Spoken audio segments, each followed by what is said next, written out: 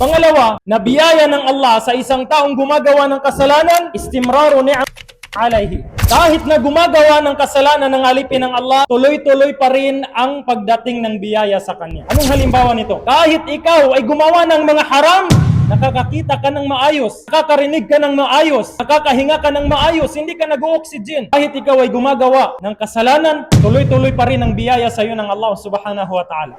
Yung mga pisikal na biyaya, tuloy-tuloy yan. Maliban sa ibang mga rizq, sapagat isa sa mga dahilan kung bakit minsan naghihirap tayo sa ating pamumuhay dahil sa mga kasalanan natin. Pinipigilan ng mga kasalanan natin yung mga biyayang dumarating sa atin. Katulad ng sabi ni Imam Ibn al-Qayyim, once na mayroong parating na biyaya sa iyo, nagkataon na hindi pa man dumarating yung biyaya na yun, gumawa ka ng kasalanan, mawawala bigla yun. Hindi tutuloy yung biyaya na yun, mawawala yun. Yan ang pangalawang biyaya na ibinibigay ng Allah. Tuloy-tuloy pa rin ang biyaya sa pamamagitan ng yung hininga natin, nakakahinga tayo, nakakalakad tayo, nakakahawak tayo, nakakakita tayo, nakakarinig tayo, nakakaamoy tayo. Yan ang mga biyaya na tuloy-tuloy kahit na gumawa ka ng kasalanan. Hindi ito nag-i-encourage na gumawa tayo ng kasalanan, gumawa.